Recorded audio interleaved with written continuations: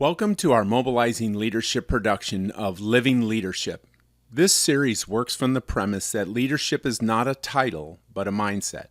Filmed in one take, it explores how people navigate beyond the status quo and captures their insights on what leadership looks like across their work, life, and community. The Discovery Whiteboard session is facilitated by Stuart Morse, and we welcome our guest. Well, welcome to another session of Living Leadership, and we're here today with Nanci Johnson. Nanci, tell us a little bit about yourself. I am an educator in the state of Missouri, and I lead a team of educators who work with building and district leadership teams on continuous improvement. Great. So when you think about, a lot of times we talk about leadership's not a title, but it's more of a mindset. How does that show up for you across your work, life, and community? Absolutely agree with this. One of the things that we've really learned in our work is that if we're doing two people, we're not going to help the organization improve.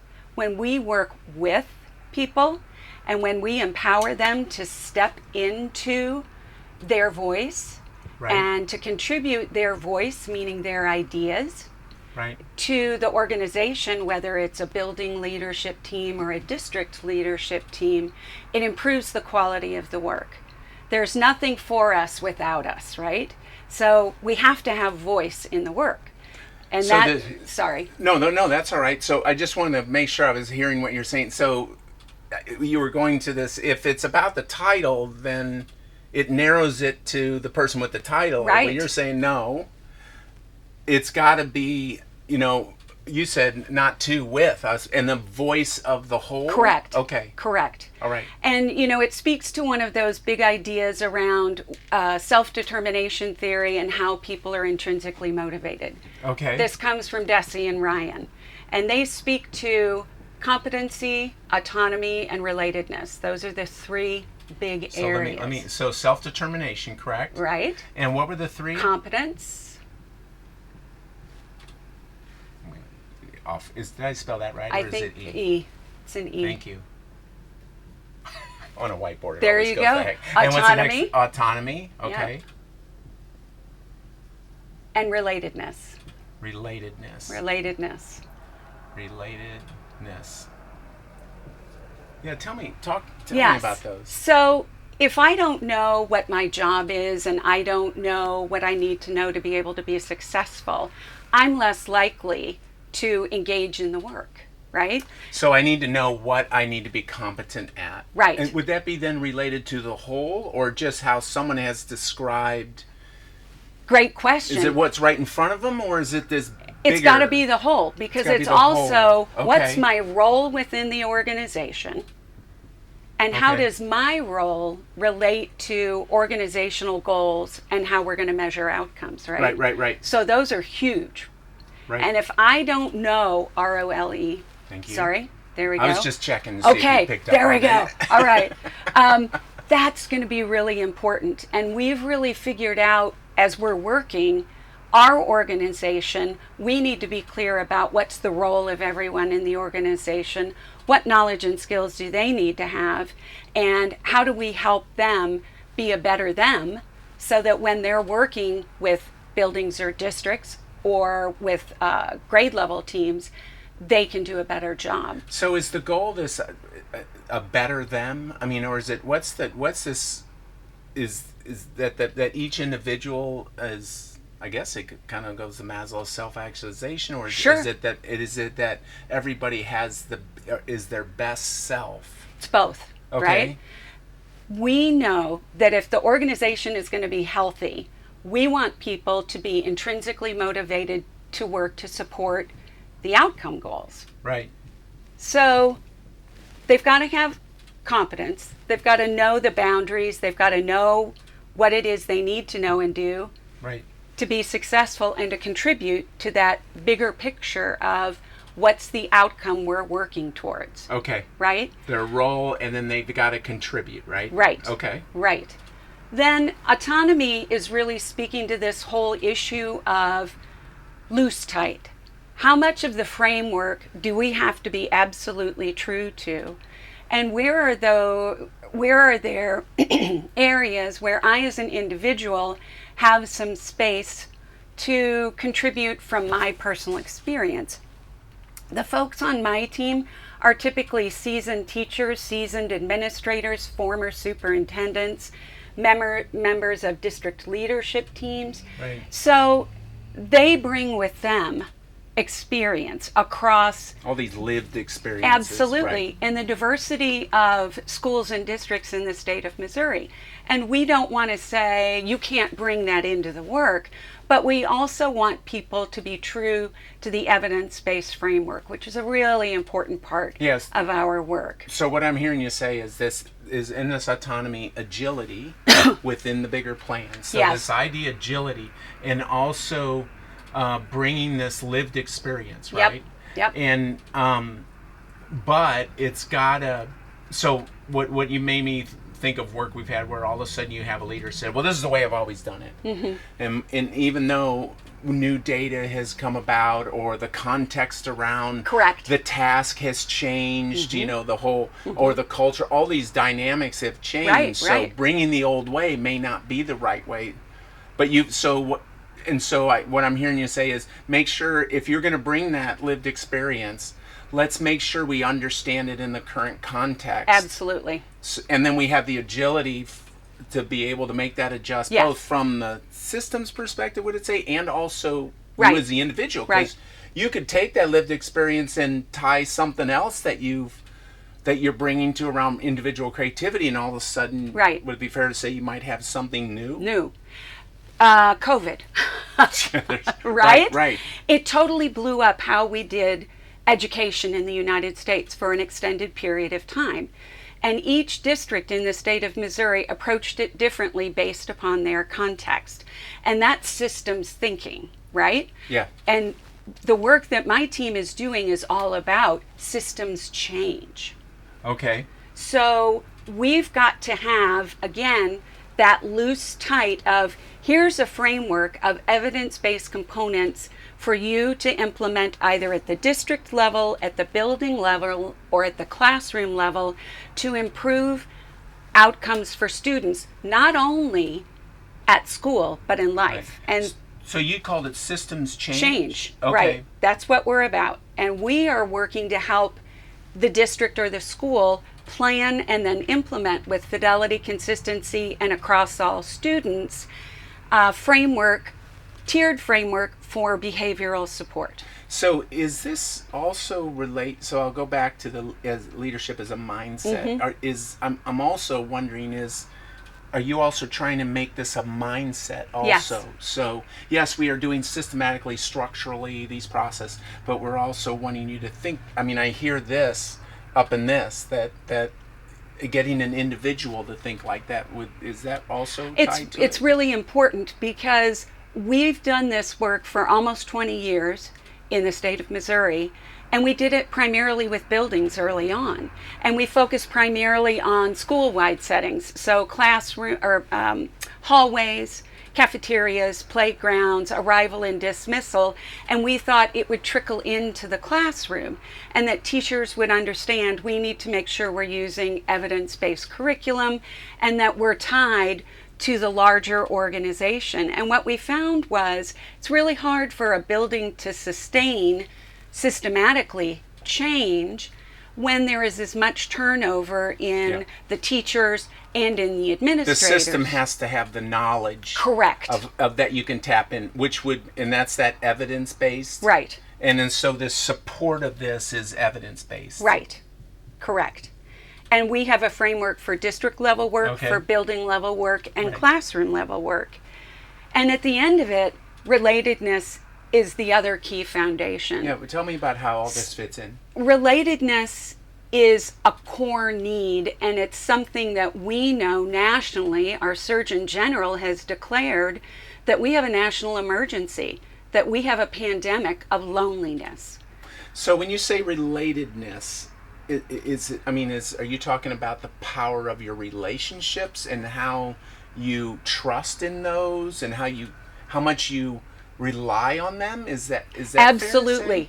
Because if I have all the competence in the world and I know the framework and I know where my boundaries are, but I don't really feel like I'm part of the organization. Like I feel like I'm on an island. Correct. And I'm like, I'm the only one here who thinks like this, and that's that breaking down. Absolutely. So think about it in terms of, and here's the thing for our organization, relatedness is critical for the district leadership team, for the building leadership teams, and for everybody who works in that district.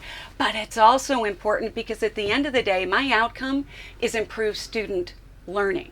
Right. Behaviorally and socially, and those life outcomes. And so this whole concept of competence, autonomy, and relatedness is a foundational element of improved student learning and life outcomes. So it's a double win for us. We're going to feed 2 or 3 birds with every little pebble of relatedness that we put in at each level. So what I'm hearing you say is threads of, and I'll go back to the context. I need relatedness, and I'll throw this out and you tell me if I'm close or not. I need relatedness to the system along with the relatedness to the humans that I'm, because it's 2 different types of relationships. Correct. Right? If I can go out and bring my agility and this lived experience and I can connect it to the system that gives me the context, and I say, and I might come away with, oh, okay, that kind of feels right. That makes sense to me. Yep. But then I'd also want to look at the other individuals, the human factor, and see, are you having the same experience as me? And are we? Correct. Am I speaking to that correctly? Absolutely. Okay. And the other big piece is when we start looking at those student outcomes, we're going to look at, on a whole, how's attendance for all of our students? But then we're going to start thin slicing outcomes and seeing, is the lived experience for certain subgroups of students the same? So that's a relatedness factor. So this is both to the system, right? Relatedness to the system and relatedness to the people. People, absolutely. Okay. And I wonder if this whole thing kind of runs like that. It that. does. And so are you talking, it's from, okay, this is the educators, right? And people, but does this also correlate over to the student? Does the student understand? Does the student allowed to have the autonomy, and do they have that relatedness? So it's everyone involved. I will tell you, this is a key learning that we've really dug into as a state team this past year. The struggle for us has continued to be, a lot of adults that we work with will say, kids should just know better. They should already know how to do school. Well, we know from COVID that a lot of kids but if are I go to the evidence, the data is telling us not so much. Yeah. But when we can bring in a big idea from research like this, and we make the case at the organizational level, at a district level, at a building level, at a collaborative team level, like my grade level or the science department in a high school or a junior high, and then start to make the same case for, these are the same components that will drive the evidence-based framework we provide you. If you understand, we need to program for all students having competence, all students having opportunities for autonomy, and all students having that feeling of relatedness. Right. I wouldn't have given you this as my leadership framework 12 months ago. I would have given you one that was more around the framework that we're delivering and helping people install. And this almost sounds like a holistic framework from a systems mindset. Absolutely. And if I don't have a person at that school who smiles when I walk in, and I'm, say, a kindergartner, and my preschool was over Zoom or not at all, so I haven't had practice in how to be a student. This starts to break down probably. Absolutely. Or you're noticing there's a disconnect. Absolutely. So let me talk, if I may, touch in on the culture side of this. So from the human perspective, and linked to the leadership mindset, you know, this idea that, so we talk a lot about not just do do it as it is right in front of you. You know, just I'm not giving you a formulaic approach. I say formulaic, step 1, step 2, step Correct. 3. But I need you to kind of think with me, and I need to share. This is about dialogue and feedback loops and kind of the All collective. of those things. Yes. So is that what is that triggering kind of this leadership mindset as you're going in and doing this? Do you see what's happening to the culture of the people in around this? What are you noticing around the culture tied to that leadership mindset? We used to have building teams come to us at regional centers. We would train them and tell them, go back and do this work. And some of them could and some of them didn't. And now what we're doing is coming to districts and building leadership teams and saying, here's the framework. Let's have a conversation. Let's look at your data. What's working right now? Where are those areas where there's maybe a breakdown? And is there a space in your work where developing policy or your proactive And how's the culture approach? responding to that? It's because we've got to have voice. So this is actually feeding back up. Absolutely. This is the thing It's that the loop. is the loop that's That's holding the it's loop. all about the voice. Correct. Okay. And what the feedback we're getting from the buildings in the districts that are participating is that this was a missing piece. Okay. They've always had a framework from the state of here's the step by step that you need to do, and this is how to do the work. Right. It's by engaging the voice, by ensuring that everybody has a clear job description and the competence, the knowledge and skills, opportunities for autonomy, the loose tight. Where do we all stay true to the framework because it's evidence-based, and Right. where do I get to add my piece? And then most importantly, how am I related to the goals of the organization, and do I have a friend at work?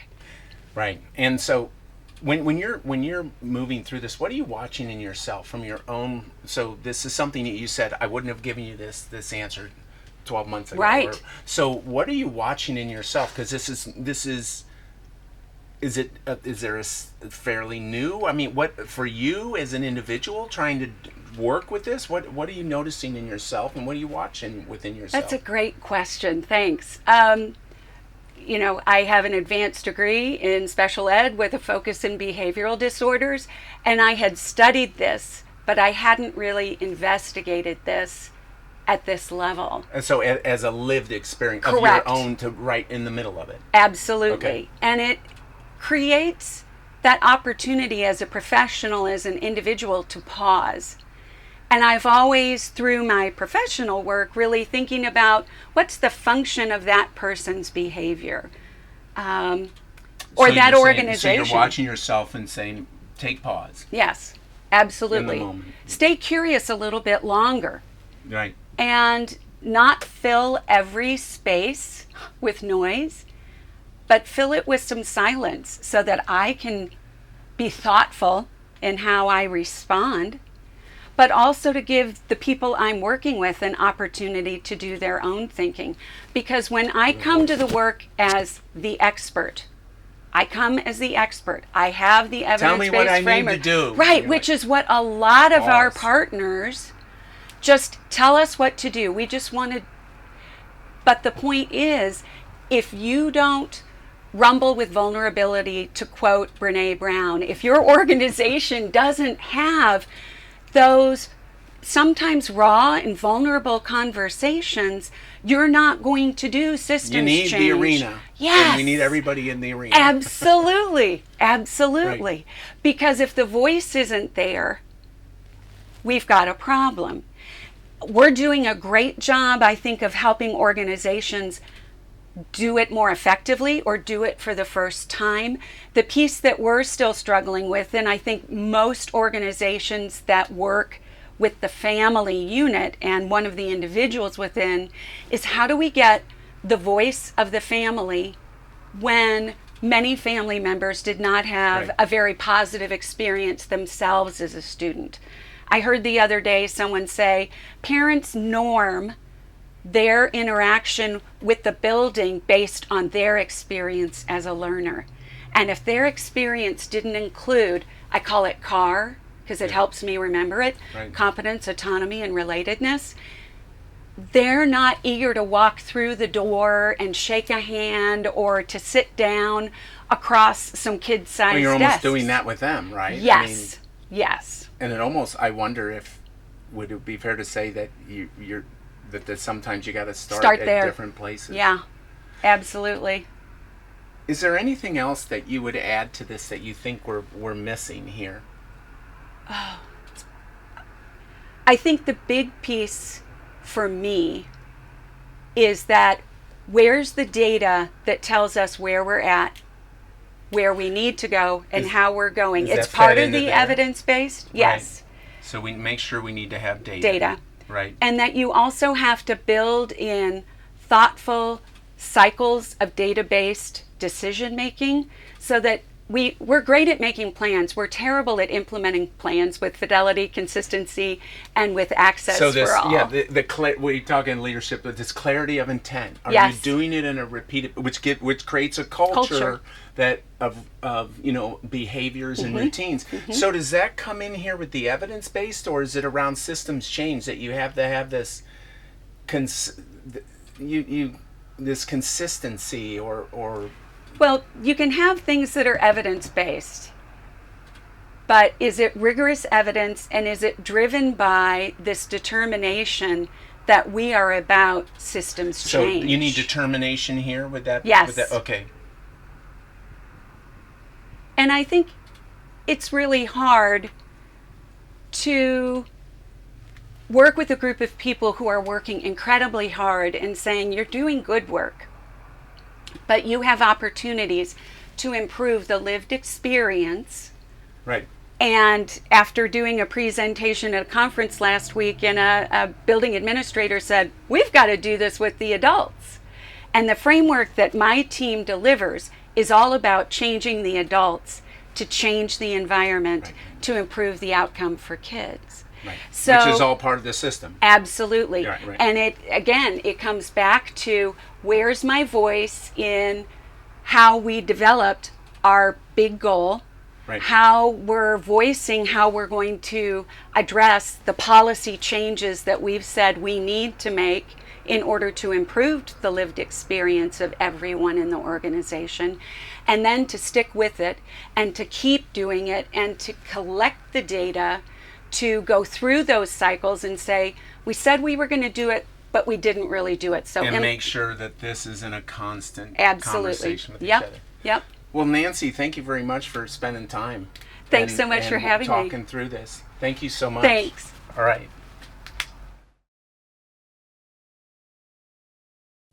Thank you to our guest and the Sprint Ahead Mobilizing Leadership people who are collectively working to create leadership for all through shared purpose, connected communities, new opportunities to learn, and action-based leadership experiences. We look forward to hearing your insights. Please connect and move forward with us.